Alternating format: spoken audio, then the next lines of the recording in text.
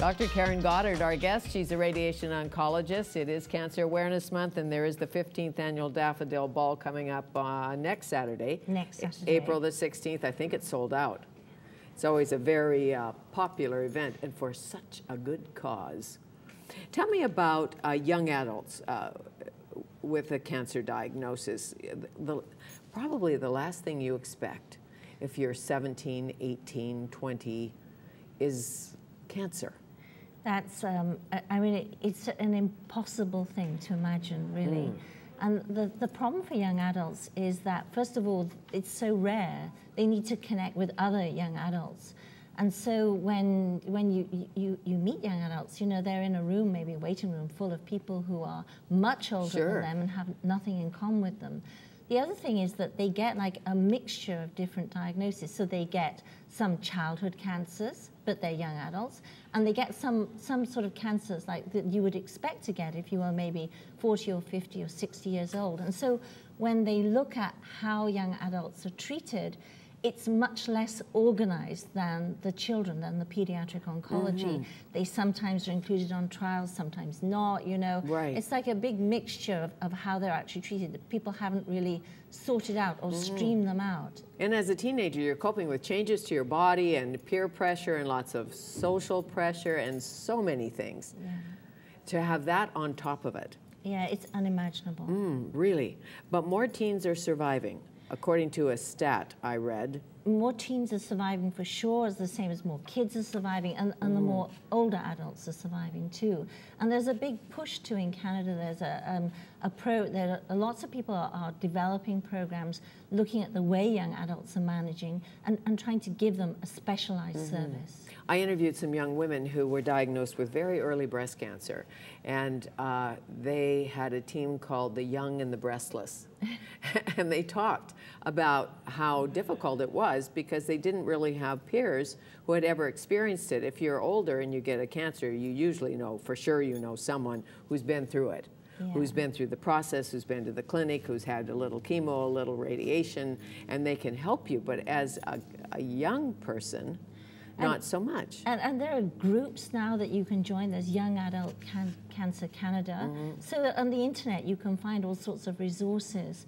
And there was a really inspirational film that I saw a week ago called Wrong Way to Hope, which was about a journey which featured a couple of the young adults I follow in clinic.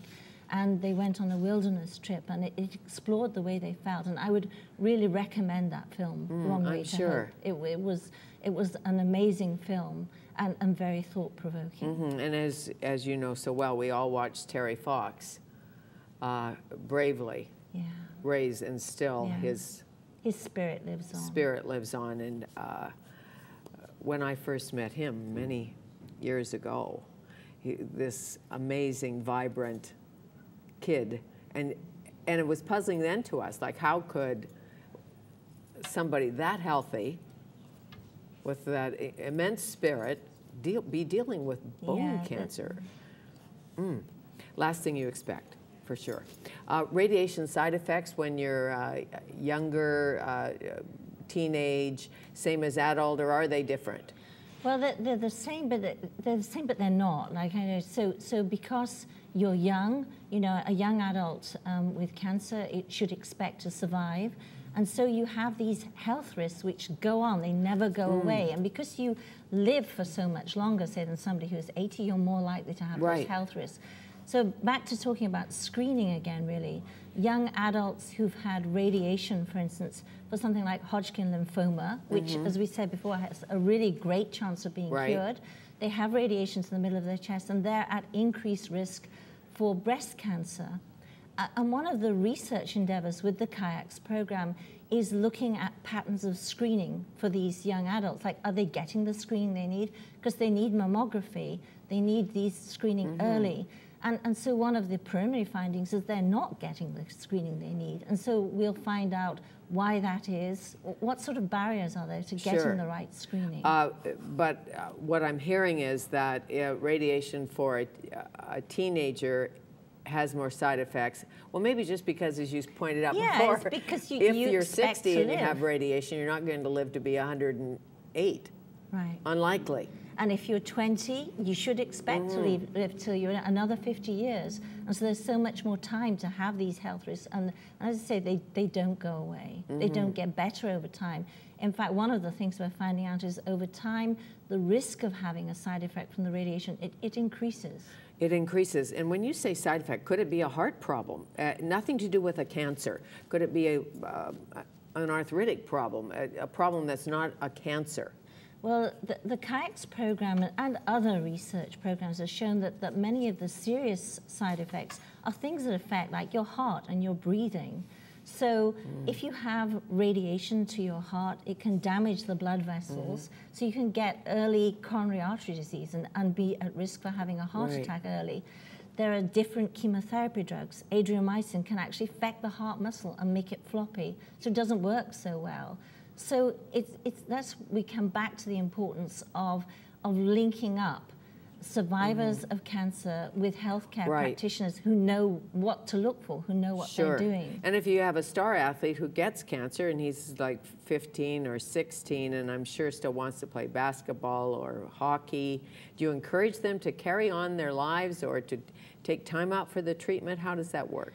They have to take time out for the treatment, but many of these guys get back into the sport afterwards. They, you know, I think the thing you find is that the courage that it takes to fight this sort of battle, and afterwards it's, I'm going to embrace life, I'm going to take every moment that I can and really live for that. Absolutely. Have radiation oncologists figure out why some people don't seem to be affected much by radiation?